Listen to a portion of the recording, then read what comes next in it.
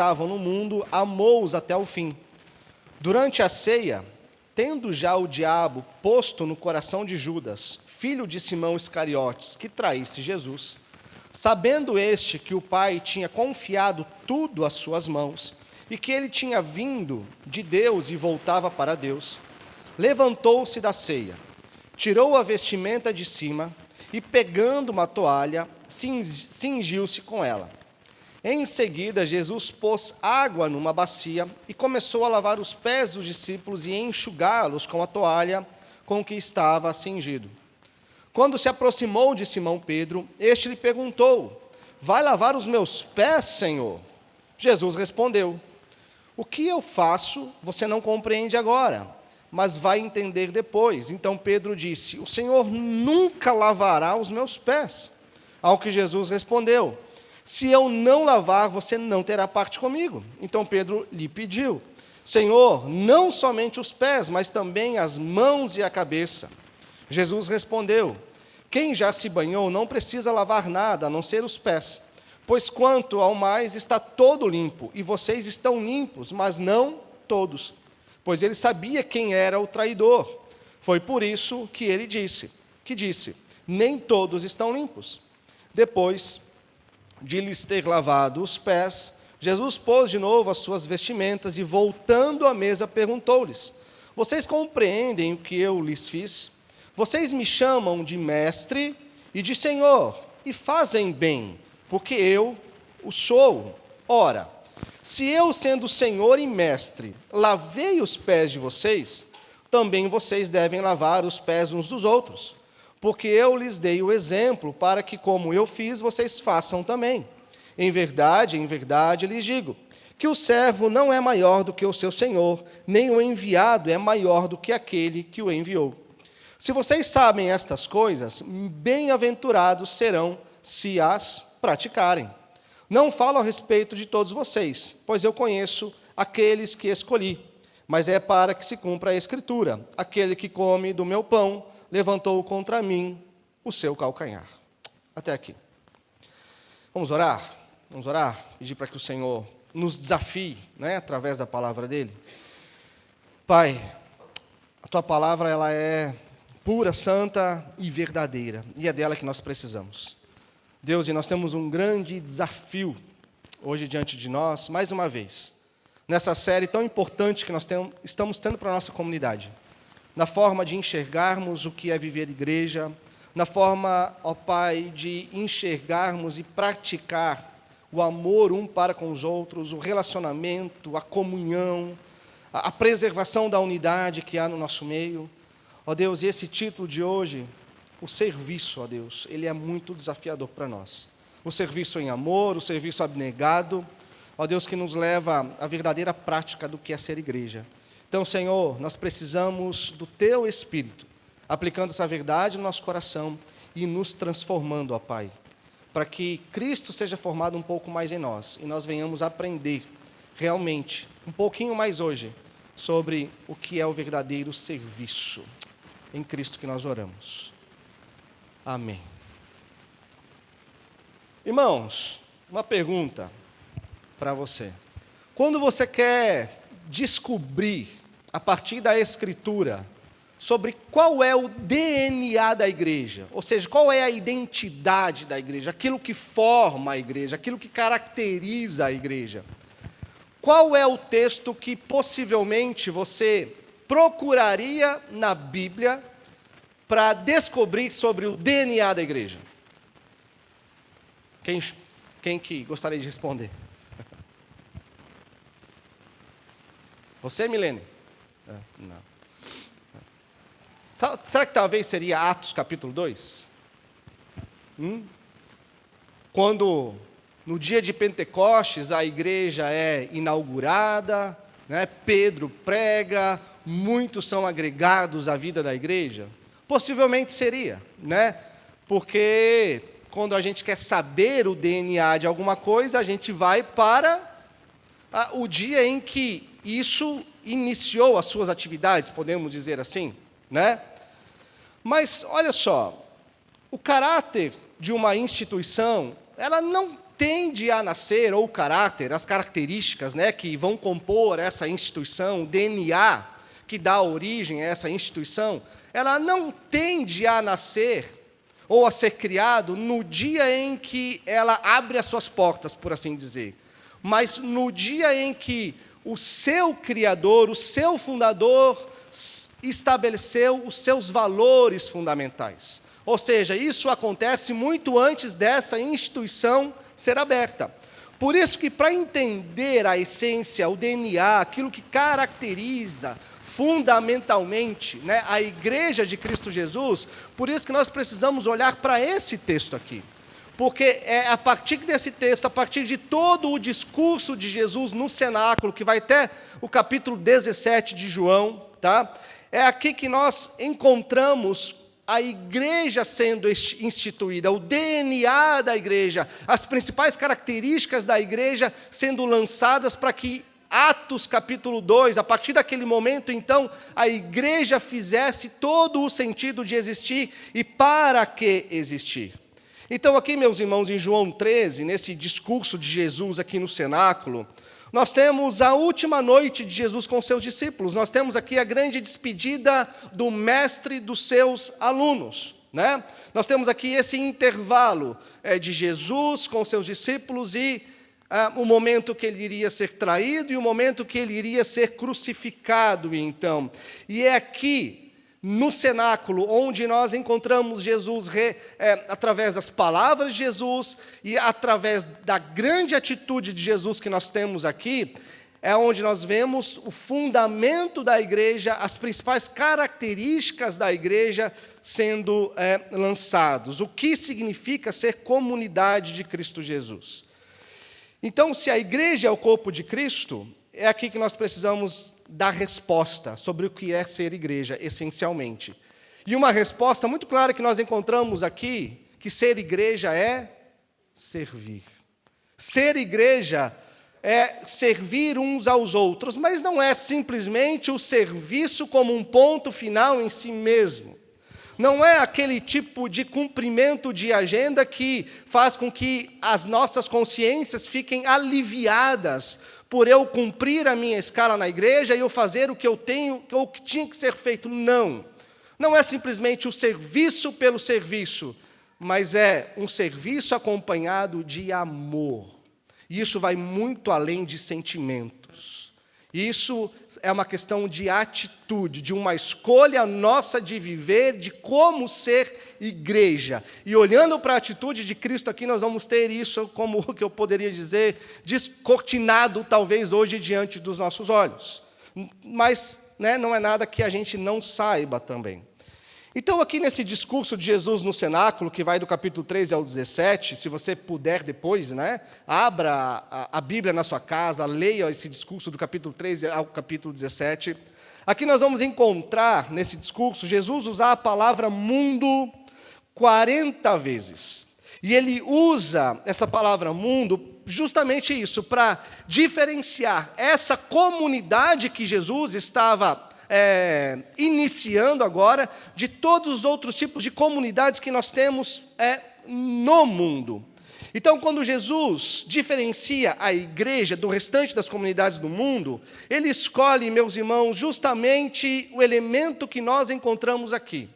Esse elemento, essa característica que nenhum outro rei, nenhum outro tipo de líder iria usar para lançar os fundamentos da sua comunidade, para caracterizar o seu povo, que é o serviço.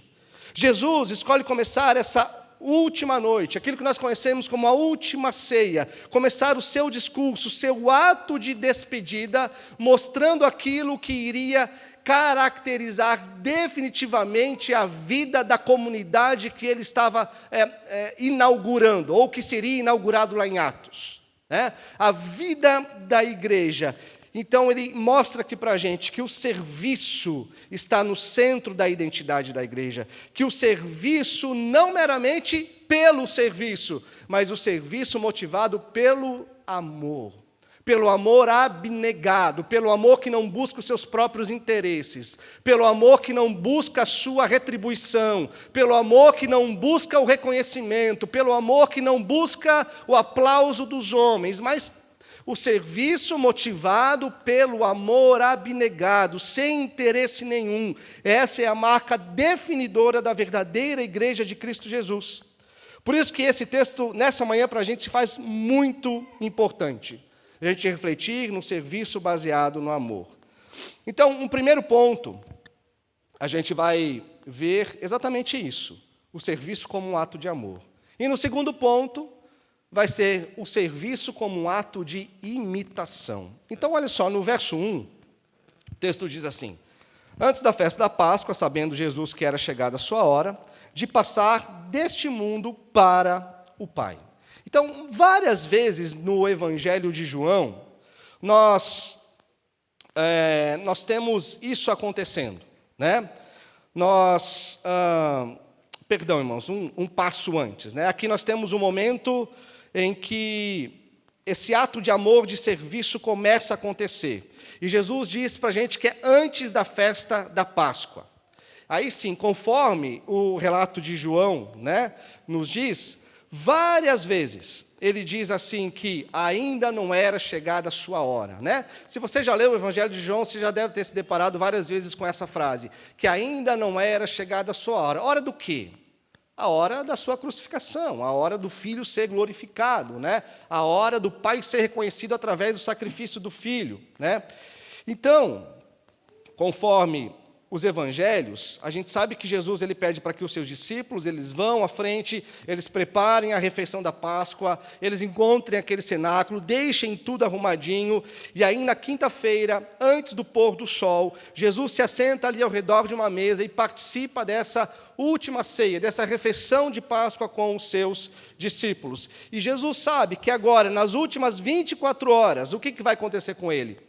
Ele vai ser traído, ele vai ser entregue, ele vai ser preso, ele vai ser torturado, duramente torturado, ele vai ser crucificado. Ou seja, o momento para o qual os 3 anos do ministério de Cristo apontou, agora finalmente estava batendo as portas. Jesus sempre andou toda a sua vida, todo o seu ministério, com a figura da cruz diante dos seus olhos. Mas agora esse momento estava se tornando mais concreto do que nunca, havia chegado. E no versículo 2, diz assim aí: durante a ceia, tendo já o diabo posto no coração de Judas, filho de Simão Iscariotes, que traísse Jesus. Então, nós temos aqui os detalhes dessa hora escura, do sofrimento de Cristo, que enfim chegou. E o texto nos diz aqui, João relata que o diabo já havia posto no coração de Judas que ele traísse Jesus. Mas se você for lá para o versículo 18, a gente vai ver que isso não é uma surpresa para Jesus. Jesus já sabia que ali no meio dos 12 existia o seu traidor, aquele que iria trair. Ele sabia não só que um deles era o traidor, mas quem exatamente era esse traidor. Aqui, meus irmãos, está se cumprindo aquilo que nós encontramos lá no Salmo 41, onde Davi já havia profetizado acerca da traição do Messias. Então, o Senhor sabe que naquela noite um de seus amigos iria trair, iria levantar o calcanhar contra ele.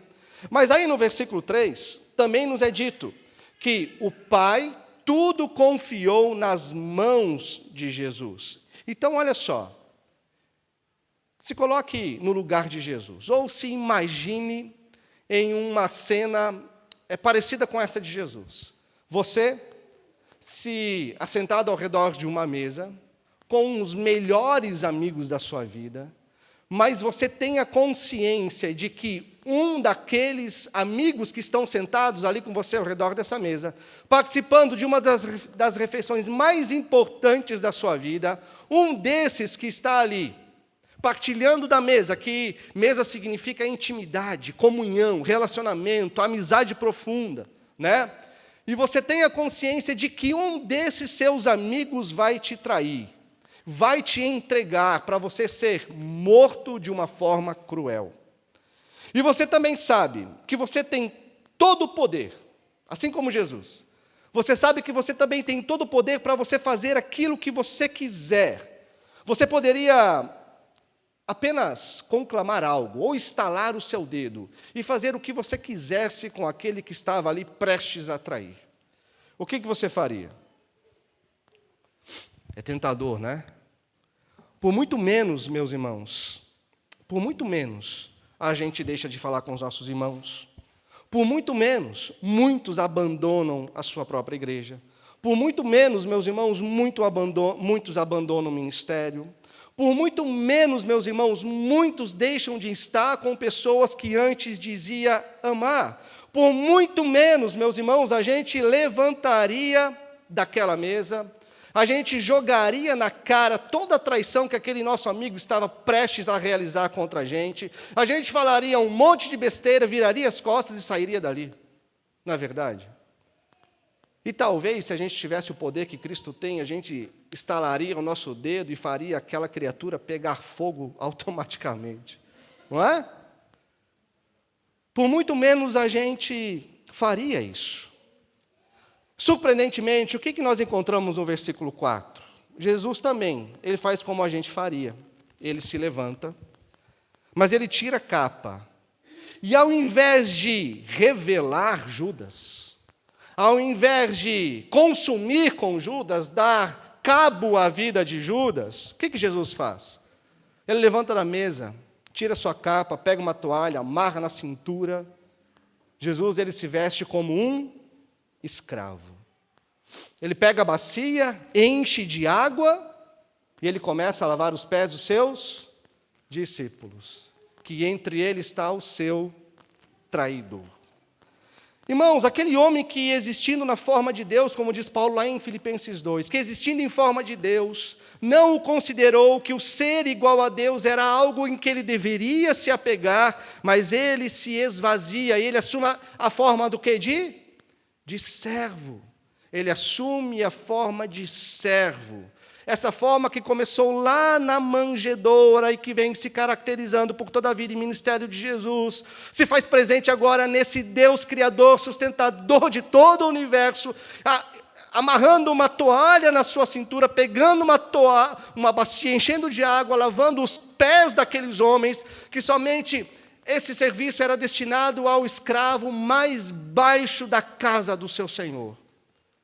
Ele é o único que pode dizer que realmente se esvazia daquilo que ele é, deixa suas prerrogativas de ser o Senhor de todo o universo de lado e se torna um escravo, um servo. Ele se humilha e lava os pés de seus discípulos, um a um, incluindo aquele que vai traí-lo. E é exatamente com isso aqui, meus irmãos, com esse supremo exemplo que Jesus está inserindo na sua igreja, jogando, estabelecendo o principal fundamento da sua igreja, que é o serviço. É isso que forma, que caracteriza esse fundamento, o serviço em amor como um princípio inegociável. Então, o Senhor Jesus, fazendo este gesto, meus irmãos, que é totalmente contrário a tudo aquilo que nós faríamos, ele estabelece o serviço como o principal parâmetro para toda a igreja. Então, nós precisamos nos perguntar, por que o Deus Todo-Poderoso, por que Jesus, tendo todo o poder, podendo agir de uma forma totalmente diferente, ele decide se fazer servo e lavar os pés também do seu traidor? E a resposta está ali no versículo 1, que diz: Jesus, tendo amado os seus que estavam no mundo, amou-os até o fim. Por que Jesus conseguiu fazer o que ele fez? Jesus amou os seus até a última consequência. Jesus amou os seus, meus irmãos, até o último preço a ser pago. E qual é a consequência desse esvaziamento de Jesus? É o seu sacrifício, não é? É a sua crucificação. João 15 diz: ninguém tem maior amor do que este, o de dar a vida pelos seus amigos ou pelos seus irmãos.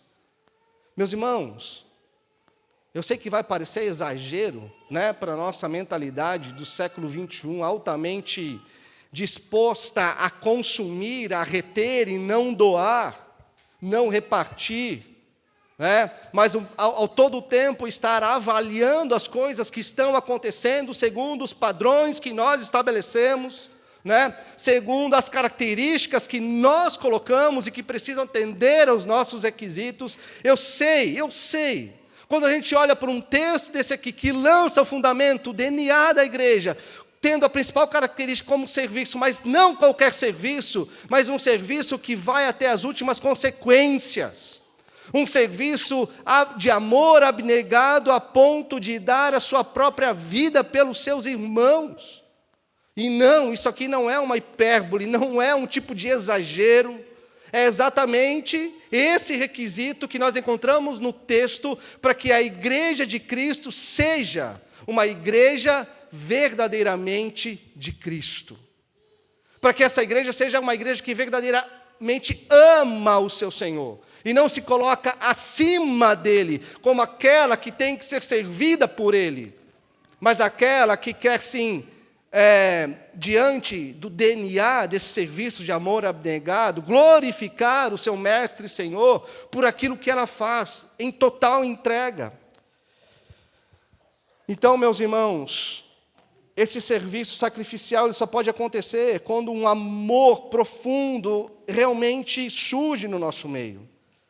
Uma comunidade onde não existe serviço baseado no amor é qualquer coisa, menos uma igreja. Por exemplo, hoje, eu acho um pouco complicado, tá? Eu vou abrir meu coração aqui para vocês. Eu acho um pouco complicado, né? As igrejas hoje estão chamando aqueles que servem de voluntários, né? Eu acho muito complicado, porque não é a voluntariedade que caracteriza o povo de Deus. ONG, sim. Outros tipos de instituição filantrópica, sim. Ali estão os voluntários, aqueles que querem o que querem, aqueles que fazem o que querem fazer, né? Se relacionam com quem eles quiserem se relacionar, servem no horário que puderem servir. Isso caracteriza voluntariado, né? Mas uma igreja, meus irmãos, é composta de servos, não de servos que se voluntariam, mas de servos radicalmente amorosos. Qualquer outra instituição pode ter pessoas servindo por diferentes razões, mas a igreja, uma verdadeira igreja, é constituída de servos de Cristo Jesus e servos uns dos outros que servem por um objetivo maior, que é por amor. Por amor. Quando nós olhamos lá para a igreja de Atos, lá no capítulo 2, a gente vai ver que é uma igreja permeada de amor, permeada de relacionamentos, né? Tinha os seus problemas, com certeza, como toda igreja de todos os tempos teve os seus problemas. Mas é uma característica muito fundamental na igreja de Atos. Uma igreja permeada de relacionamentos, de amor, né? Eles compartilhavam tudo, isso chamava a atenção dos de fora, e por isso muitos eram agregados à comunidade dos cristãos, né? Aderiam à fé em Cristo por causa do serviço. Então, nós encontramos lá pessoas que servem umas às outras, ainda que custasse a própria vida, ainda que custasse os seus próprios bens. Mas aonde que essa cultura surgiu? Não foi em Atos capítulo 2. Essa cultura surgiu na noite da ceia, meus irmãos, quando Jesus, ele lava os pés dos seus discípulos. Ali que ele estabelece o parâmetro fundamental para a vida da igreja. E infelizmente, meus irmãos, infelizmente mesmo, muito do nosso cristianismo hoje tem, e nós precisamos policiar o nosso coração todas as vezes com relação a isso, todas as vezes, em ser igreja e policiar o nosso coração para ver se nós não estamos nos comportando dessa maneira. Porque muito do cristianismo que nós encontramos hoje tem vivido uma cultura totalmente contrária a essa. Hoje, muito do que nós encontramos no cristianismo não é baseado no serviço abnegado, mas no serviço utilitarista. O que isso significa? Eu amo e sirvo essa igreja enquanto essa igreja serve para mim. Eu amo e sirvo os meus irmãos enquanto eles me servem também, enquanto eles são úteis para mim, né? Enquanto ele se comporta como eu quero que ele se comporte, segundo os parâmetros que eu estabeleço, eu continuo me relacionando com ele. Se a igreja deixa de me servir, eu deixo a igreja, eu troco de igreja. Se o irmão não faz mais aquilo que eu quero, eu não tenho mais relacionamento com ele. Entende, meus irmãos? E aí nós vamos criando, pouco a pouco, tijolinho em tijolinho. Quando a gente vê isso está um monstro que a gente não consegue mais derrubar, a não ser que a igreja racha no meio. E aí nós criamos assim uma postura generalizada de consumidores. E aí talvez você já ouviu alguém falar para você assim, naquela comunidade eu não sinto mais aquele calorzinho no meu coração. Não dá mais para mim ficar lá. E aí nós encontramos pessoas assim, eu vou para a próxima. Aqui tem coisas que não me agradam, eu vou para a que me agrada mais. Ou seja, nós saímos da nossa posição de consumo e faz com que a gente tenha um olhar altamente consumista sobre o que é vida de comunidade cristã. E, meus irmãos, eu não quero que vocês entendam, por mais que às vezes pode parecer, mas não é, tá? Não é uma indireta para aqueles que já saíram daqui, não. É muito mais, meus irmãos, uma exortação para todos nós que estamos aqui. Porque você não vai conseguir encontrar uma igreja enquanto você não amá-la. Você não vai conseguir encontrar uma igreja que te leve até o fim da sua jornada enquanto você não amar essa igreja, enquanto você não tiver um amor sacrificial por essa comunidade, um amor que te leve, sim, até as últimas consequências. Se você não tiver esse tipo de amor, como que a sua vida cristã vai ser caracterizada? Pelo consumo. Nunca um servo, mas sempre alguém que se coloca em uma posição, gerando altas expectativas de como a sua participação na comunidade vai ser respondida. Se vai ser conforme você quer ou não. Se vai ser reconhecido conforme você quer ou não. E aí você nunca vai achar aquela igreja na qual você está disposto a entrar, ficar e morrer nela. E talvez vocês já conhecem muitas histórias assim. Eu sei, às vezes a gente muda de cidade, aí a gente é obrigado a mudar de igreja. Mas, meus irmãos, era muito comum antigamente. Eu digo antigamente, eu tenho 2009 para cá, faz quanto tempo? De 2009 para cá. Não faz as contas aí. 17 anos. Tá bom, eu tenho 17 anos de conversão. Eu sei que tem gente que tem muito mais do que eu. Mas eu lembro que lá no meu começo de conversão era muito normal você se sentar com alguém que já é convertido há muito tempo, que se converteu naquela igreja, viveu naquela igreja e morreu naquela igreja. Hoje é muito difícil a gente encontrar cristãos que permanecem em uma mesma comunidade. De novo, às vezes existem situações que nos obrigam a mudar de igreja.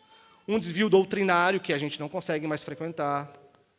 Aí eu falo mesmo, sai e leva tua família para um lugar saudável, onde vai ter palavra, onde vai ter comunhão, onde vai ter vida plena no Espírito em Cristo. Aí sim, mudança de cidade, como eu já disse, situações específicas assim. Mas o que é muito comum hoje é a gente encontrando pessoas que mudam de igreja simplesmente pelo fato de estarem insatisfeitos. Simplesmente pelas igrejas não cumprirem um requisito que as pessoas esperavam delas. Mas, irmãos, nós não somos chamados para sermos consumidores, nós somos chamados para sermos servos, para servir, para dar a nossa vida, e só é servo verdadeiro quem verdadeiramente ama. Olha só, quando nós encontramos aqui, quando nós lemos os evangelhos, você já ficou indignado nos evangelhos, lendo? Ficou indignado com os discípulos de Jesus? Parece que, meu Deus, não entra na cabeça daqueles homens que Jesus está falando. Quando é que eles vão se converter? Quando é que realmente eles vão entender quem é Jesus? Pedro fala, tu és o Cristo, Filho do Deus vivo, mas depois a gente vê aquele homem negando Jesus. Meus irmãos, a gente olha para esses 12 discípulos, que depois são os 12 apóstolos. Tem gente teimosa, impulsiva, tem traidor no meio deles, tem um que vai negar Jesus. A todo momento a gente encontra um grupo problemático. Olha só, em Lucas capítulo 22, a gente vai encontrar o relato que um pouquinho antes de Jesus realizar a última ceia aqui com seus discípulos, aqueles discípulos estavam discutindo entre si para ver quem iria ser o maior entre eles. Um pouquinho antes de Jesus colocar a toalhinha, lavar os pés deles, se colocando como o mais baixo, como o escravo. Esse é o tipo de pessoa que está andando com Jesus. Gente soberba, impulsiva, gente traidora, gente prepotente, gente orgulhosa, gente mentirosa. A gente. Mas, irmãos, olha que interessante. O texto diz para nós que Jesus os serviu. Jesus os amou. Até onde? Até as últimas consequências. Então, meus irmãos, se Jesus, que é Jesus, sendo quem Ele é, consegue olhar para esse grupo de pessoas problemáticas e escolher amar, escolher servir, a pergunta para nós é: quem nós somos para escolher quem nós vamos amar? Quem nós somos para escolher com quem nós vamos nos relacionar? Quem nós somos para escolher quem nós vamos amar? Então, sabe esse povo que está aqui agora com você? Esse povo aqui, essa casa aqui, essa igreja aqui. Se Deus te colocou aqui, meu irmão, minha irmã, é esse povo aqui, que Deus está te chamando para servir de uma forma abnegada.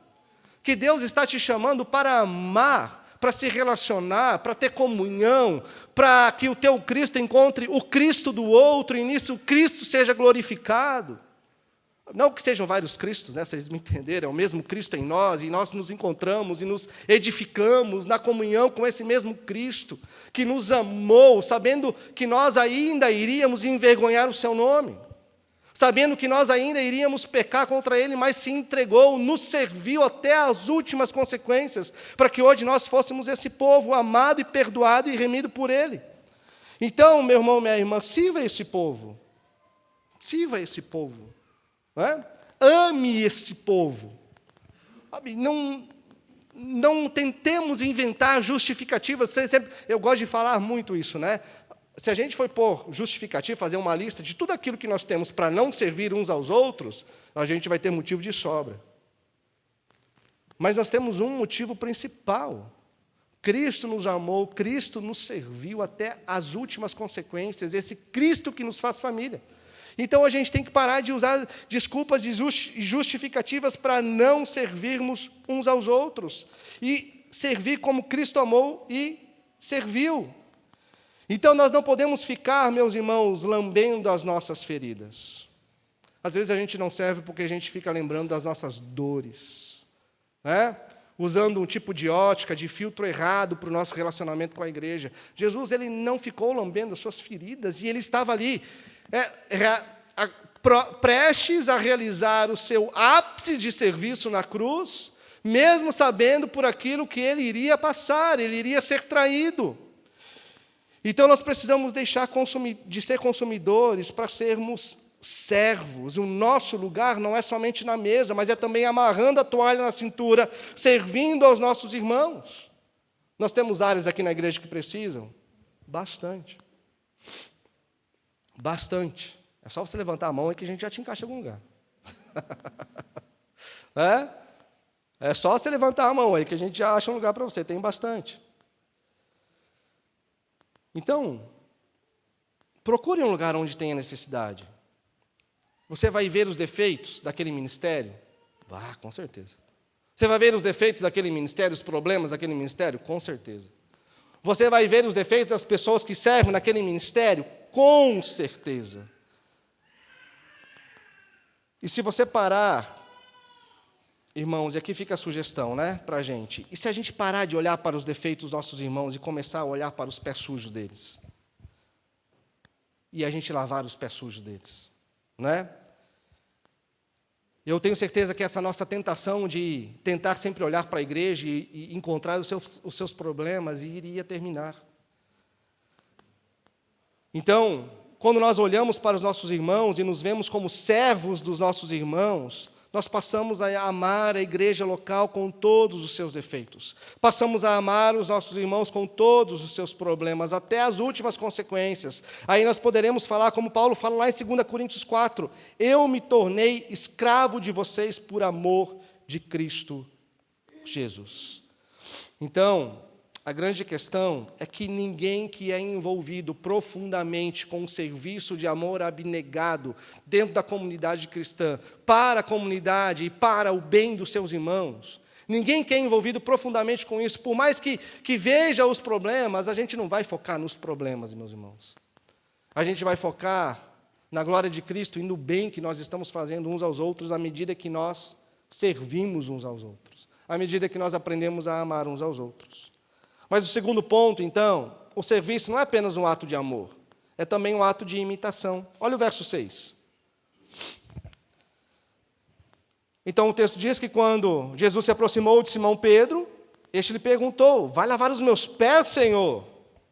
E aí Jesus respondeu: o que eu faço você não compreende agora, mas você vai entender depois. Então Pedro disse: o Senhor nunca lavará os meus pés. Pedro sendo Pedro, né?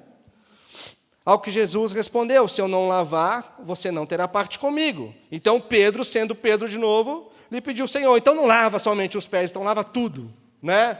Lava as mãos, lava a cabeça, lava todo o meu corpo, então. Então o que nós vemos aqui, meus irmãos, Jesus e Pedro aqui parece que estão tendo uma discussão, né?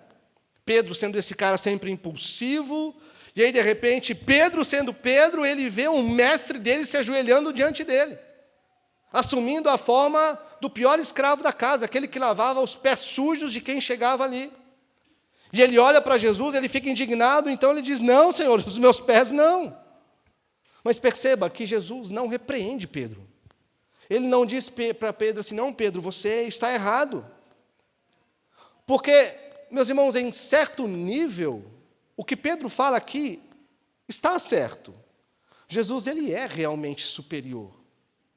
Jesus realmente é aquele que, de todos os que estavam ali, é aquele que deveria ter os seus pés lavados, que era digno de ter os seus pés lavados, e não aqueles outros que estavam ali. Então, em certo nível, Pedro estava certo de falar isso que ele diz ali para Jesus, porque de todos ali, Jesus ele é o maior.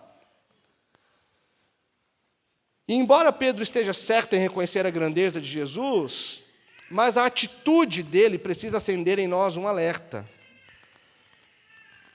A atitude de Pedro, meus irmãos, talvez é uma atitude que muitas vezes a gente tem com relação à comunidade cristã. Nós muitas vezes julgamos a dignidade de um serviço que precisa ser realizado de acordo com os nossos parâmetros. E aí, baseado nos parâmetros que nós estabelecemos, eu decido se eu vou servir ou não. Ah, não, nessa área aí eu não quero não. Né? Tem mais gente que pode servir no meu lugar, né? Nessa área aí eu não quero servir, não.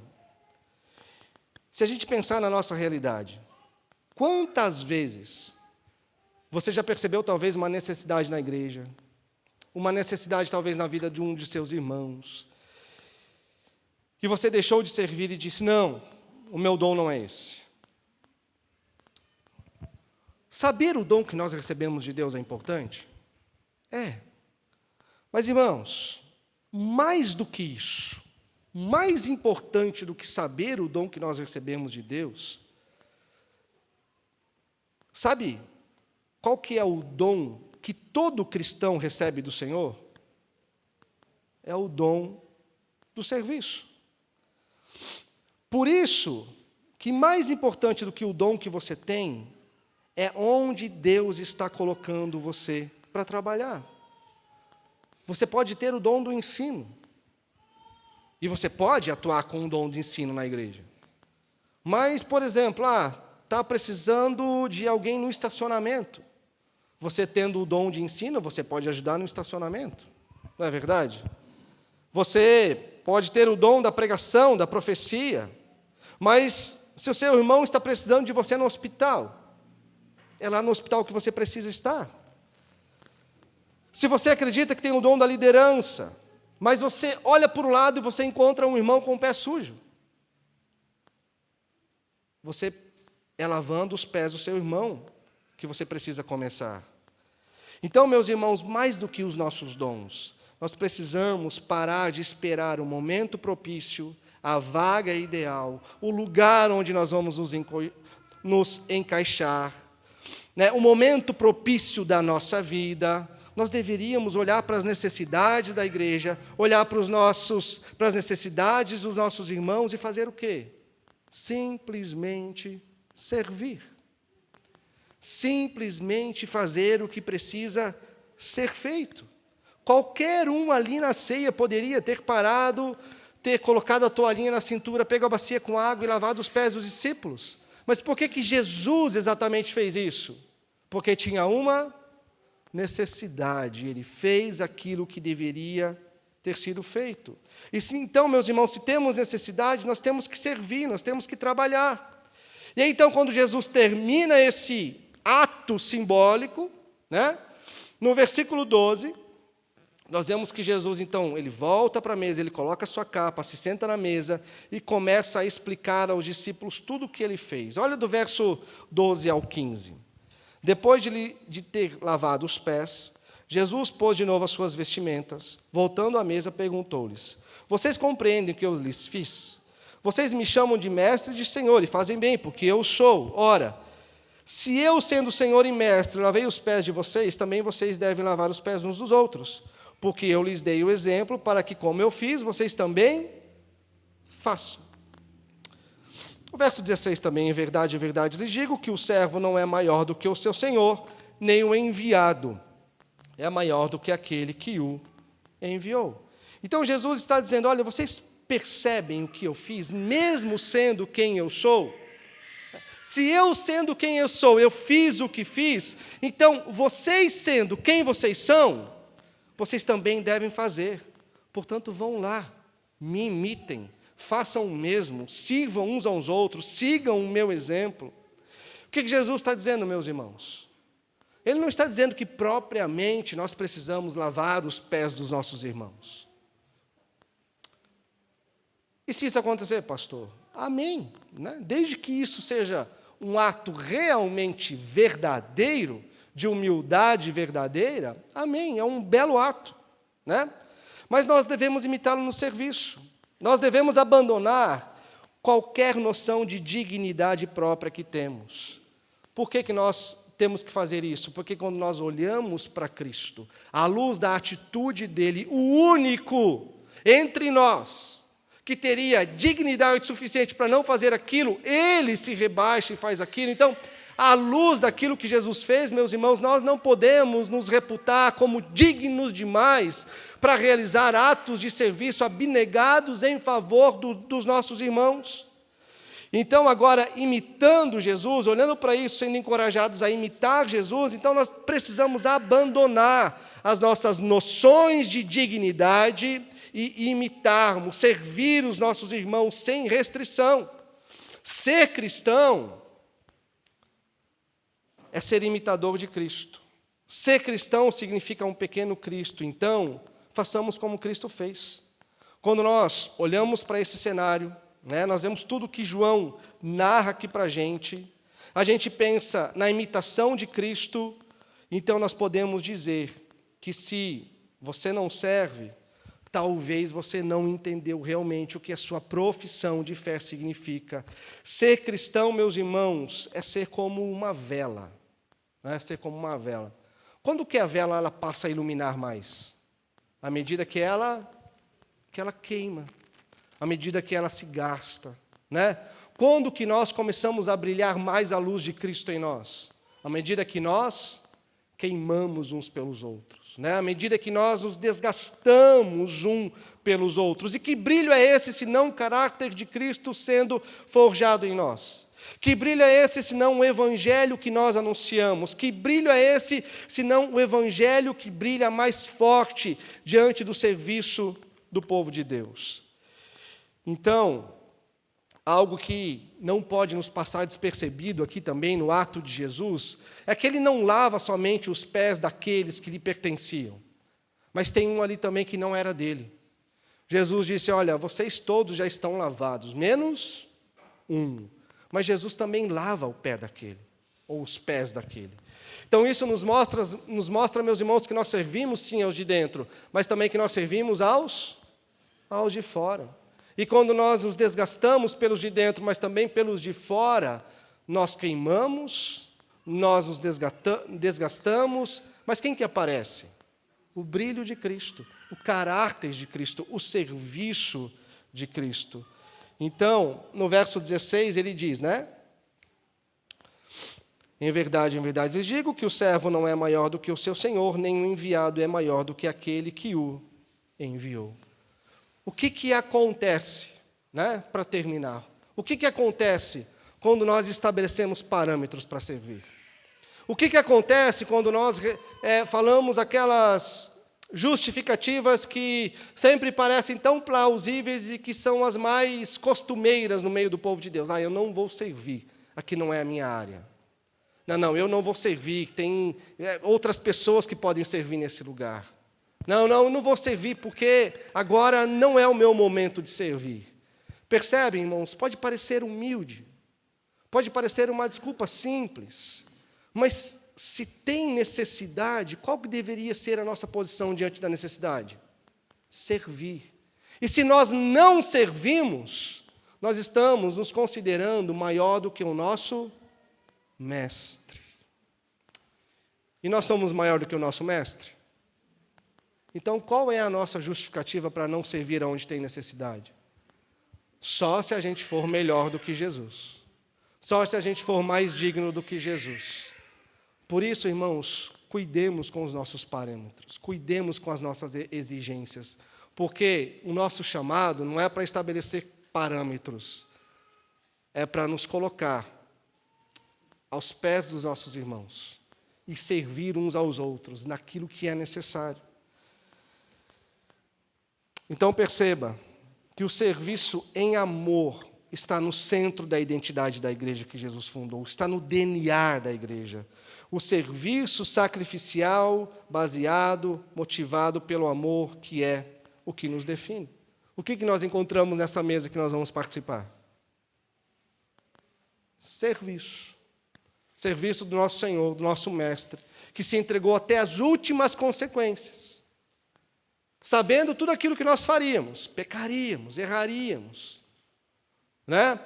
Não glorificaríamos o nome dele várias vezes durante a nossa existência, mas mesmo assim ele continua nos chamando para nos assentar na sua mesa, onde ele nos serve com o seu sacrifício, com a sua vida, e nós vamos ser servidos lá no seu retorno.